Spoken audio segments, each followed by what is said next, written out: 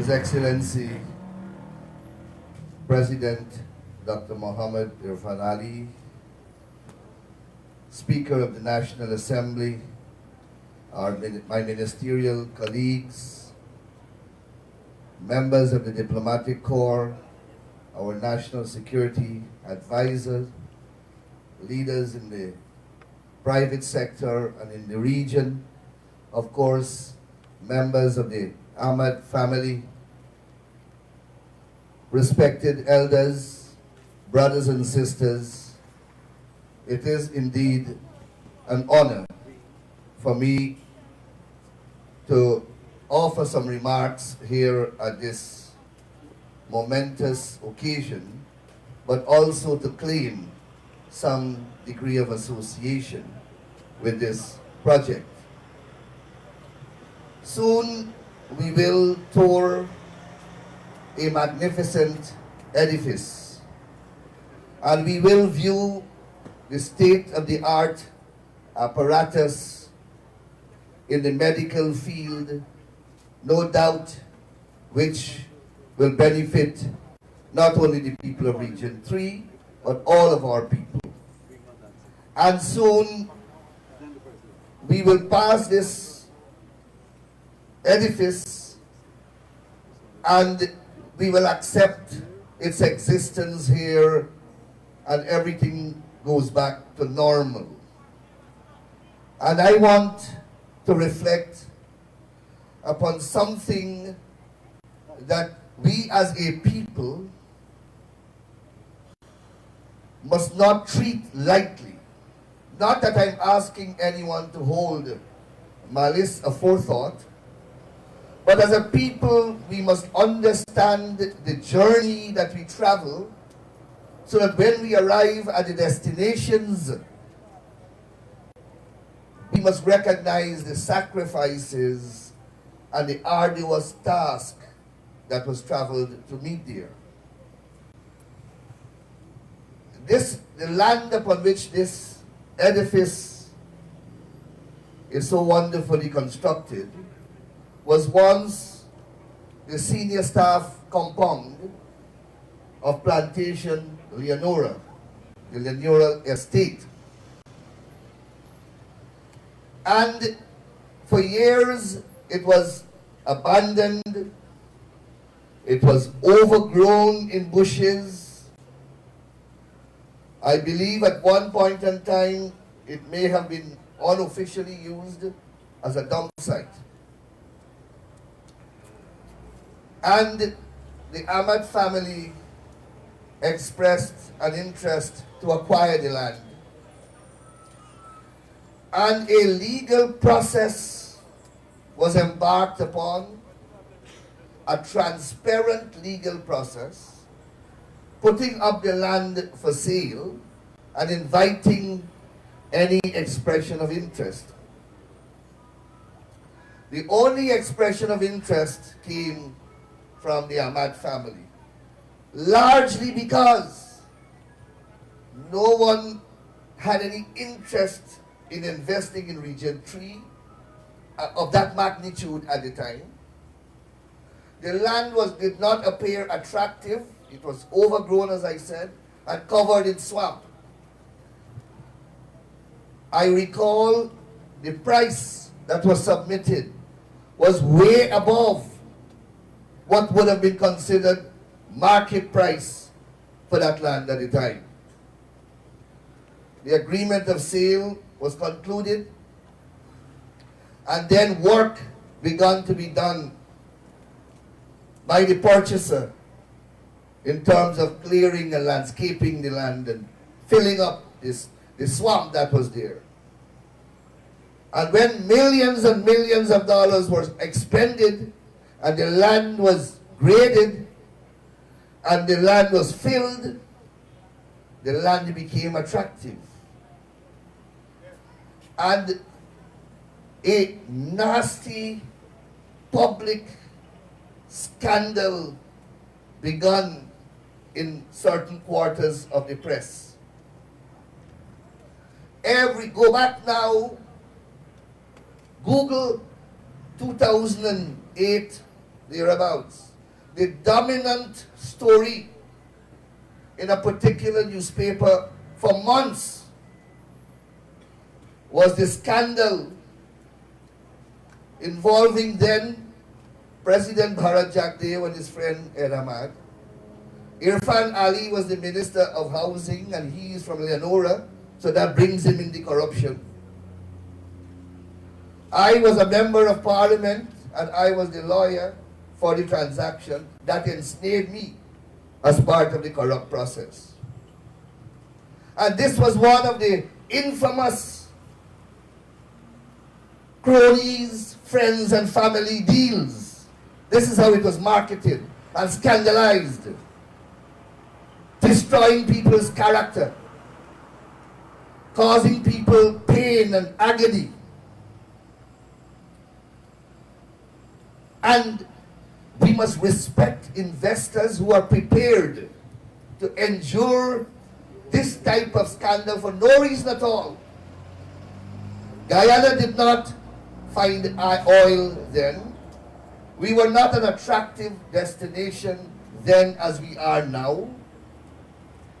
And the manufactured scandal that related to this project was not an isolated one. Today, many of you and many of our citizens go at a place that I often described as one of the most beautiful places in Guyana, recreational centers in Guyana, and that is the movie town. That was a project that our government was brutalized for in the press. That was one of the most corrupt transactions on planet Earth. A minister of our government and a senior public official who conducted that transaction were shackled in handcuffs and foot cuffs and dragged before the courts of our country. And their photographs were splashed along the front page. Today, when we go there at those places and we enjoy those facilities, we must reflect upon what our government went through and what our people endured at the hands of those who want to stymie development in this country and stagnate progress. Last night I was at the Marriott Hotel and vivid memories came back to me. I looked, there was a grand ceremony of the Guyana Bar Association, and there were high functionaries of the judiciary and many visitors from across the Caribbean and lawyers in our legal profession, all enjoying the facilities of the Marriott Hotel. And I felt proud, but I also was forced to reminisce about the journey that we traveled there as well. The beating that we to the Marriott, the protests, the condemnation, the allegation of corruption and bribery. And today, it is one of the most magnificent hotels in the Caribbean and raking in perhaps the most profits in the Caribbean.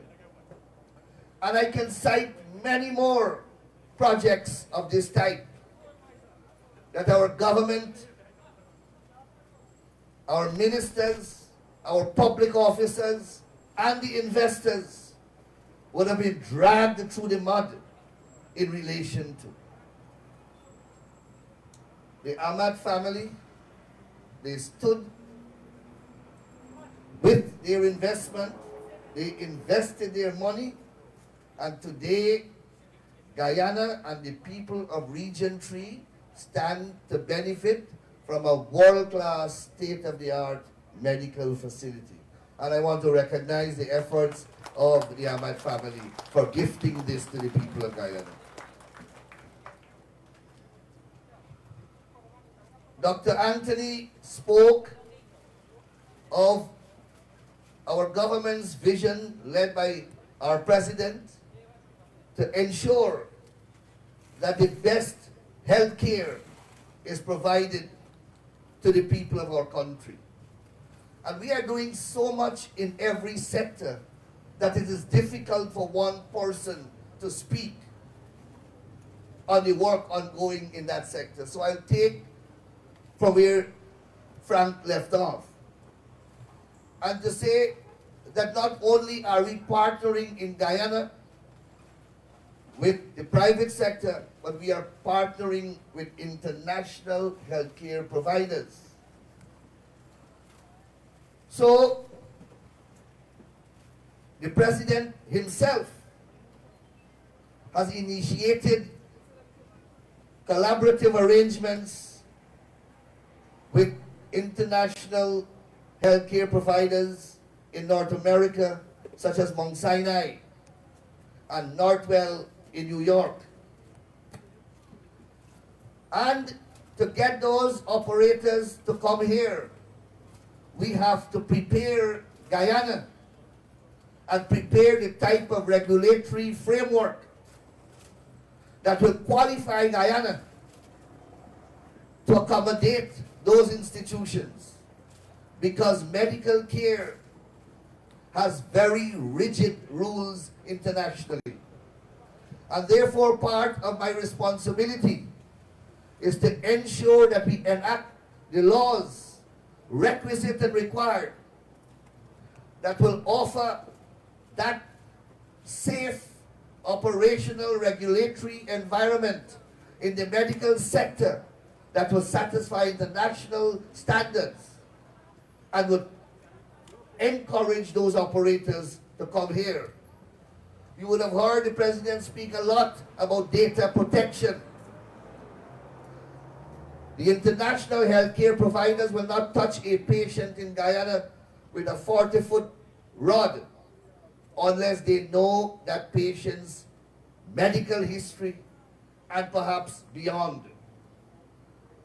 So we have to have the capabilities to accumulate personal medical information, store it, protect it, regulate its use, and also create by law the requisite platform that will allow engagements to take place by these operators while they are in Guyana as well as out of Guyana.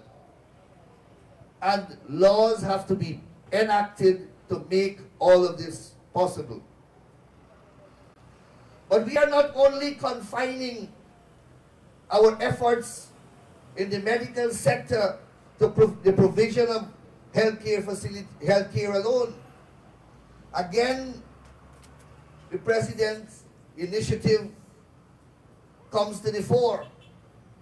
And today he's leading, perhaps for the first time in the Caribbean, an initiative to do pharmaceutical production in the Caribbean region in a substantive and major way. The COVID pandemic taught the world how inadequate we are as a universe in the provision of adequate pharmaceuticals. Many countries had money during the COVID pandemic, but they couldn't access the vaccines. And the production gaps in the world were clearly identified. And in this hemisphere, there is a severe void in the manufacture of pharmaceuticals and the capabilities to do so. And that has been recognized by global health providers. And under the astute leadership of President Ali, Guyana will partner with Barbados as in leading an initiative in the Caribbean region, which is intended conceptually to make the Caribbean self-sufficient in terms of the manufacture of pharmaceuticals. Again, a lot of work has to be put in to make these undertakings possible. Last night I was informed by the representative of the European Union here that a team from the European Union will come to Guyana to begin work with us here, look at our on-site capabilities, and begin the conversation with us in the various sectors that will begin that process of making Guyana and the Caribbean an area that will become a drugs and pharmaceutical manufacturer for this hemisphere. So this investment must be situated in a context. It is by no stretch of the imagination an isolated one. It is part and parcel of transformation taking place right across the length and breadth of our country. And most importantly, it is part of our government's vision to decentralize services and ensure that there is equity in the provision and access of services across the length and breadth of our country. My sister, the Minister of Education, is here, and she's executing our education program to ensure that the children in Lethem and the children in Charity and the children in Blackbush Boulder and the children in Kokwani and Aichuni, they all receive the same quality education as the children in our urban centers. And you will see the success of that type of approach, because the children from Anna Regina Multilateral are topping not only Guyana but the Caribbean, the children of Leonora topping the Caribbean, the children of Cordelia Ida right here topping the country and the Caribbean. And that is our vision, taking goods and services right across the landscape of our country to all of our people, all of our people. So I will conclude by congratulating the Ahmad family for this groundbreaking initiative, and I have no doubt that it will contribute significantly to the provision of high-class medical care and state-of-the-art medical facilities to not only the people of Region 3, but the people of all our country. Thank you very much and congratulations once again.